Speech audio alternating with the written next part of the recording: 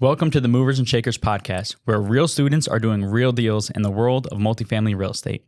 I'm Vince Gethings, the owner of the Wheelwell Profits Academy. Listen in as we dive into the journeys of driven individuals who are turning their dreams into reality. These people are just like you, taking action and making things happen. If you enjoy the show, please like, subscribe, and if you're ready to take action, check us out at wheelwellprofits.com to learn more about our incredible community. Let's get started. This is Movers and Shakers, where we interview the upcoming generation of make it happen multifamily investors to share their story. Welcome to the Movers and Shakers podcast. My name is Gino Barbaro, co-founder of Jake and Gino, multifamily investor, educator, father, mentor, and I am joined by my co-host, my brosif, Joshua Ryan Rusin, community director of Jake and Gino. Josh, how are you doing today? Gino, doing well, my man. Super excited. We've been slamming and jamming over here, definitely just making things happen, growing the family, adding value, and students are getting deals. So it's super excited. How about you today? I'm doing good. You didn't get the memo this morning. You're supposed to have a pastel color shirt on. And the green is not working today. We're supposed to be matching today. You know what I'm saysaying, bro? I'm kind of digging the bright colors you're wearing. This green is like a foresty northern color. So I got to keep doing this one. Let's get to the guest today. Why don't you introduce our guest today? I mean, this is going to be a great show. This is like an MIH you're on today. I'm really proud to have him on today. Yeah, today we're featuring John Crouch. So a little bit about John. He actually serves as the Vice President of Investment and Strategic Planning for a Nashville-based commercial real estate firm. Prior to his time in commercial real estate, John worked as a senior financial analyst at Cigna and a tax professional in KPMG's New York office. He received his undergraduate degree from Cincinnati Christian University and an MBA from the Fordham University Graduate School of Business in New York. Now, John began his real estate portfolio with a self-funded 32-unit property in St. Louis, Missouri. The property has completed a significant capital budget program and is now enjoying increased rental income as a result. Right after that, he syndicated a 122-unit property north of Indianapolis. Today, John is focused on expanding his knowledge and expertise within the multifamily asset class. In his spare time, he enjoys spending time with his growing family, underwriting potential deals, and becoming a general aviation pilot. Wow. Welcome, John. Thank you. So John, I got to hear about it, man. Most people think there's this natural evolution in real estate where wholesale maybe, do a rehab, even a single family rental. You didn't play around and scaled up. Tell me a little bit about that. Yeah, definitely. So I've always been interested in real estate and kind of got my start looking at single family homes in the Nashville area. My thought process was, let's get something in the 120 range. Let's rehab it for 25, 50,000. We can refinance some cash out and just rinse and repeat. And so I was looking heavily. I was looking at single families here in Nashville, duplexes, triplexes, quads. And I was just having a hard time. My underwriting, I come from a very Excel-based background, both in tax and financial analysis. And so I just couldn't get my numbers to work in the Nashville market for those smaller houses. At the time, I still have a family friend who's in the large multifamily development. He has properties here in Nashville, Austin, Denver. And he was at my 2-year-old's baby shower. And I was talking to him about, the struggles I was having with trying to get into the real estate market. And he's the one that really challenged me. He's like, if you can't make it work on a 2-unit, go try a 30-unit. He's like, I guarantee you the synergies of scale are going to allow you to underwrite to your vacancy criteria, underwrite to your capital budget criteria, and still hit the return you're looking for. And so I kind of dove into multifamily, started doing my research, learning, and then just diving into the underwriting. So John, why multifamily? I think multifamily to me was something that it's always going to be there. I think I kind of fell in love with multifamily when I was living in New York, specifically in Brooklyn. When I found out, I was paying $1,800 for a 700 square foot 1-bedroom. And I just assumed that the landlord bought it for millions and millions of dollars. And come to find out, she bought it back in early 1990s and got it for about $200,000. And that just really got me thinking that, the way that rents are always ticking up. And if you can lock in something and buy it at a good basis and hold it long term, you're really going to build a lot of wealth. So when you bought your first deal, it was out of market. Give me some of the myths that you had or some of the fears that you had doing that first deal. Oh yeah, lots. I was kind of a lone wolf at the time, and I was really afraid of being able to find something. I was really afraid of reaching out to brokers and then kind of basically proving my novice status with multifamily. I didn't think I was going to be able to talk to bankers. I didn't think I was going to be able to talk to brokers. But I really came to find out that there's a stair-step process with your learning. I mean, I think my first fear was, how do I write an LOI and get this taken seriously? And so you write a few of them and you fail, but then you learn. And so you get past that stepping stone. And the next stepping stone is, how do you get it to contract? How do you get financing? And I feel like I made a lot of offers along the way that I got to progress slowly down that path. I didn't get my first few closed. I didn't get my first few through the LOI process, but eventually you learn enough along the way that you get all the way down to the end of the path and you finally get it closed and you start to go down the operations side. How did you choose the market? To be honest, I was more deal focused. Being involved with the Jake and Gino community is really it's changing my mentality of being less deal focused and more market focused. And so that's been one big benefit for me moving forward. But looking back, I mean, I basically drew a circle around Nashville and said, where can I get in 5 hours? I'm willing to drive 5 hours to find a deal. And I was just scouring every market, every source I could find. The 32 unit in St. Louis actually popped up. I found a deal on LoopNet, wasn't a good deal. Drilled down into the broker, found the broker's website. He's a small St. Louis broker that has kind of pocket listings here and there, and made a good connection with him. Found this deal right before it hit market, put an offer on it, and we were off to the races. So I should have asked this question first, Josh, but I slipped my mind. What did your wife think about you going into multifamily? Because you're corporate job. See, I got the laugh. I'm actually going to start a podcast with my wife, and the first show that I'm going to do is, how do you get that spousal stink eye when you got to pick up the phone or you make a comment like, really, you're going to do really? So what did your wife say about it? I'm extremely blessed. My wife has been completely supportive. She took some time to kind of understand. I think her rock that she could stand on was that she knew that I wasn't just swinging for the fences. She saw me putting in the work. She saw me reading every morning, spending my lunches in my car, listening to the Jake and Gino podcast, listening to any other podcast I could get my hands on.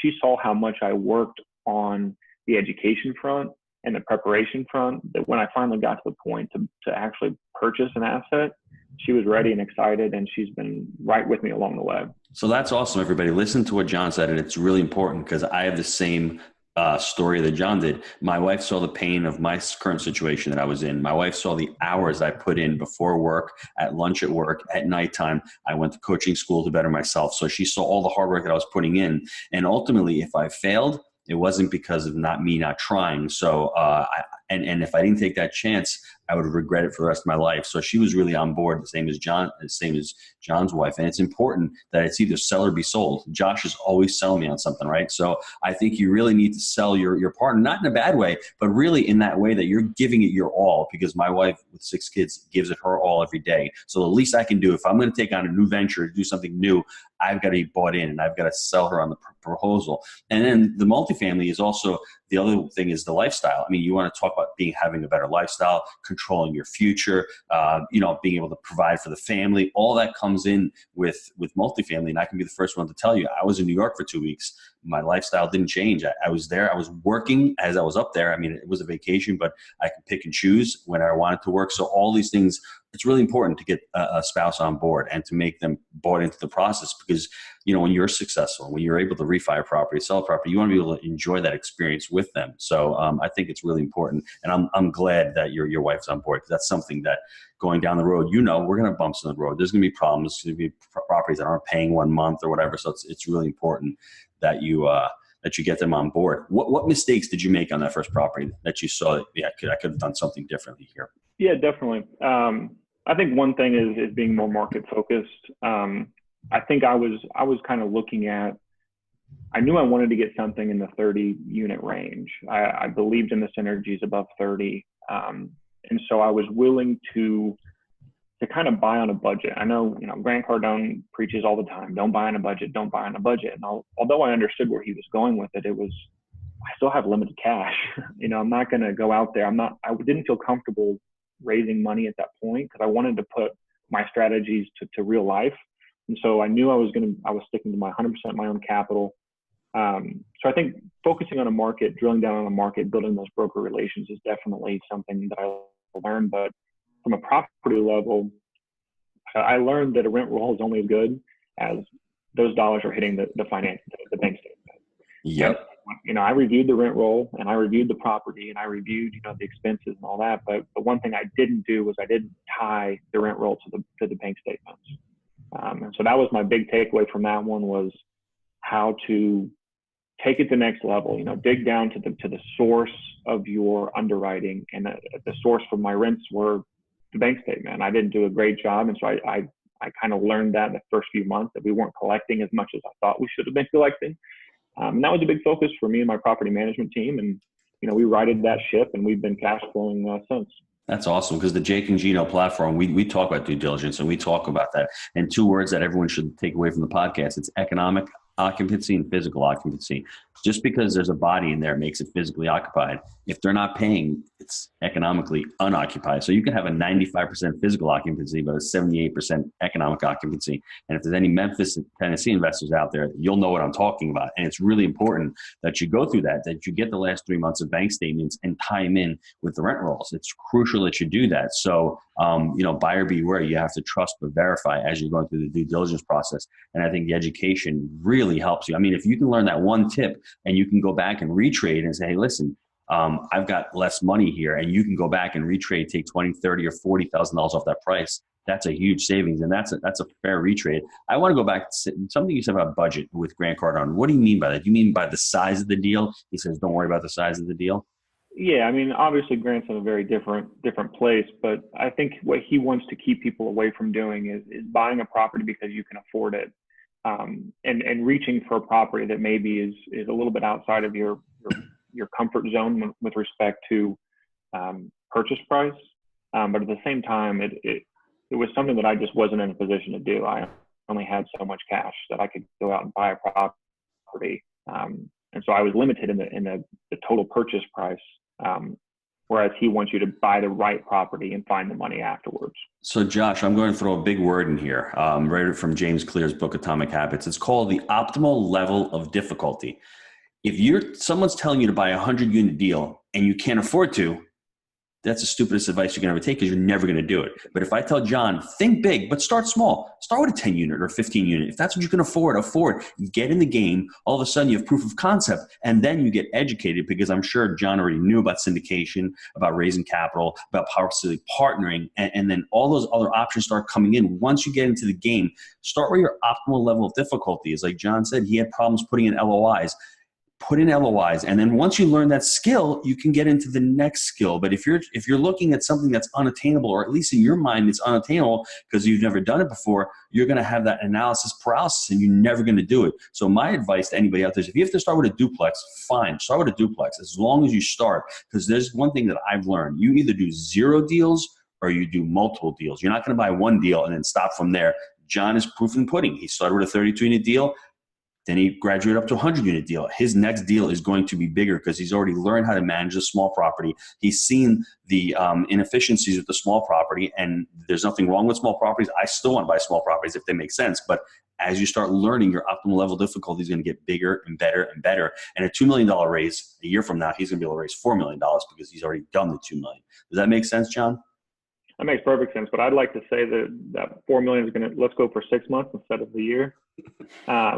But also, I mean, I think every person that I've talked to in this industry, the two pieces of advice I get the most is start sooner, hold longer.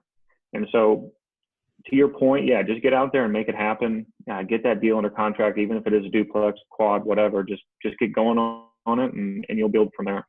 So what made you pursue education after you've done your 2 deals? Because Josh and I have this great acronym that we like to use. I haven't used it on the Jake and Gino, on the Movers and Shakers podcast, excuse me. We call it the dig jammers. A dig jam is somebody that says, damn, I'm good, just ask me, right? And we have a lot of those people, and most of those people out there have no deals.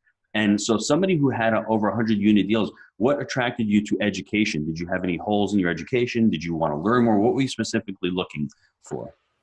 I think for me, I found myself that it was easy for me to find, a lot of the free advice out there, the low-hanging fruit, the podcasts, the books, the YouTube videos, things of that sort. But I really wanted a one-on-one connection. I have been hooked up with a great coach in Bill Ham. We've been working through not only my strategy for finding deals, for underwriting deals, for acquiring deals, financing deals, raising equity, but he's also helped me on the assets I have under management. Mm-hmm. So he's been a great resource for, the roadblocks we're coming up on, my smaller property in St. Louis and the larger one up in Indiana. And it's just been, it's been perfect for me. It's just been a sounding board. I tend to be a lone wolf. I have a great business partner here that works with me with our syndication business. But at the same time, I just wanted more people that I can talk to, bounce ideas off of, and learn from. Even the community on Facebook and the accountability pods that are in the group. I mean, just talking to people in this industry, iron sharpens iron, and I feel like I'm growing so much just being in front of those people on a regular basis. And John, you've created a credibility book, correct? Correct. So please share that with us. I want to put it in the show notes because he did an amazing job, because that's one of the things you learn. You have 100 units, how you convey your message out to potential partners or investors. You had the problem, how do I get in front of them and make myself credible? You need to create a credibility book. Look at John's book. I mean, he showed it to me about a month ago. It is beautiful, Josh. You got to take a look at it. You read it, you know exactly what John's doing. You know exactly what he's done. You know exactly how he's going to make money. You know exactly his whole strategy and his business plan. So kudos to John. What are the next steps for you in multifamily? What are you looking to do in your next deal? Yeah, so we right now we're looking for our next syndicated deal. We've kind of focused in on a couple markets kind of near Nashville. We really like the economic metrics of Indianapolis and Atlanta. We love the future looking population growth and job growth. We like the job diversity. So right now, I'm busy building a lot of connections in the brokerage community, looking for those deals, looking for those potential places. I have a great debt team in Doherty Mortgage. Zach Shope has been great helping us look at deals from the debt side. But at the same time, they have deals that fall out. So sometimes we get deals come our way from them. He's been introducing me to some people. I think our big challenge right now is we want to continue to scale up. The 122 units in Northern Indiana was a $6.5 million purchase, $2 million raise. We want to go bigger, but we need a balance sheet partner. And so we're really looking for someone that kind of can believe in our strategy. They can kind of bring their balance sheet to our GP to take down deals that are going to make everyone more money because we're able to scale up into the larger properties. I like that. Well said. And I love, John, I definitely have some clear takeaways that I want to dive into from the show that have really stood out to me. So the first one, and this is a good acronym that Gino's going to like, the 5 Ps. So proper preparation prevents piss poor performance. So early on, when you said the due diligence, right, there are things you would have learned ahead of time, but that proper preparation is going to help you get the right steps and not learn from the school of hard knocks. The second one I really want to hammer in there is you don't have to be great to get started, but you have to get started to be great. So when you first started, no one knew everything. No one's born with this knowledge. You took massive action and you failed forward. And then even more so looking back, you realized, hey, I can reach up. There are people that have the results that I want. Why go out there and learn from the school of hard knocks and reinvent the wheel? And you said, look, if I can compress time and get those results sooner, I love that. And like Gino mentioned, the average person, when they start getting some results, they gain the sense of confidence where they know everything. What I've learned by surrounding myself with people that are well above me is they still have a beginner's mindset. They realize they don't know everything and they're always radically open-minded and continuing to learn. And I think that's a trait that I see in by far the most successful people. And then lastly, there's levels to it, right? As you grow and scale, that 20 or 32 unit came with different challenges than the 122 units. So as you continue to do that, you're reaching up, knowing better, and doing better. Gino, give me some takeaways. I think the most important thing, Josh, is that I've learned, and I've done this my whole life, and I think it's led to my success because I am not the smartest person on the planet by far. I have a lot of shortcomings like everybody else, and Josh will be the testament to it. I commit and then I figure it out. I'll send that email out and Josh is over there worried. He's sweating bullets. Should we send it out? I'm like, dude, we send it out. If we screw up, we can always figure it out. But if you never send that email, you will never know. If you never put in that LOI, you will never know. Don't confuse motion with action, okay? John had a lot of action. Now he's going back and doing a lot of motion because he's analyzing, he's working with his coach, he's doing a lot of behind the scenes, but he committed, he took a lot of action. And now don't confuse those two because it's really important. We need to do motion, but motion doesn't bring the results. Action is what's ultimately going to bring the results. Putting those LOIs in, getting in those offers, getting the PSA done, raising the capital, closing the deal, repositioning the property. Those are all massive actions. And, what John did is he committed it, then he figured it out, and then he actually got educated. I would say get educated first, and then you might not buy the 32 unit, but there's nothing wrong with it. See, everyone thinks that might be a mistake, that he didn't get educated first, but it worked just as well because that led him to the education to say there are different ways to look at things. And most people, when they get confronted with multifamily, Josh, they say to themselves, well, I can't afford it. I'm not going to have enough money. I got to wait for the market to turn. If you're in it for the long term, there's going to be multiple market cycles, right? So you need to learn how to get into it. You need to know multiple strategies, whether it's syndication, whether it's partnering with somebody, whether it's buying your own deals. There's so many different ways to get into it, or whether it's raising money for other people's deals. You need to figure that out for yourself and then say, okay, it's time to actually commit, and then I'll figure it out. As long as you know 70% of it, as long as that email is 70% good, Josh, let's send it out, right? Love it. John, you're clearly an MIH guy, and I really have two questions for you, and I'm excited to hear your answers for both of them. One, what's your best advice for anyone trying to buy their first multifamily property? I think my best advice is just get out there and just keep underwriting deals. The more deals that you look at, the more understanding you have of where deals are trading or where brokers are wanting deals to trade, you're going to be ready to, when a deal pops, you're going to know it. And I think that's where I was when I bought the 32 unit. And that's where I was when I bought the 122. I had analyzed so many deals in those different markets that when these deals hit, I knew that they were good deals, and I knew that they were ones that I should go take down. That's awesome. I love that, Josh. Let me plug in. I'm sure your coach, Bill Ham, will make the testament because he's told me multiple times, 80 deals looking at will lead to one. Now, that doesn't mean driving out to 80, but like John said, the first 5 or 6 or 10 are going to be hard. But then as they come across your desk, well, this property is $80,000 a unit and I'm only getting $600 a month in rent. That's probably not going to work in my market. So that's how you've got to look at those deals and how do you do deal flow. And we go through that in the Jake and Gino community. So I love that tip. You got to put the work in. You got to commit to put the work in to underwrite those deals. And then one day, John, you're going to come to Gino and say, Gino, this deal fell in my lap. I love to hear that word. When a deal falls in your lap, it's because you put in so much time and effort into it. Very true. All right, John, you like I said, you're clearly an MIH guy. You're someone I want to be connected with. How can the listeners get a hold of you? Yeah, definitely. Gino just mentioned my credibility book. That'll be in the show notes, but you can certainly reach out to me via email. It's john@durhamhillcapital.com. You can also feel free to call my cell phone. It's 812-486-6937. Love talking to people about deals and where they are in the market and how we might team up and make something happen. Man, that's awesome. So, all right, guys, I want to thank, John personally for being an amazing guest on the show and sharing his Movers and Shakers story.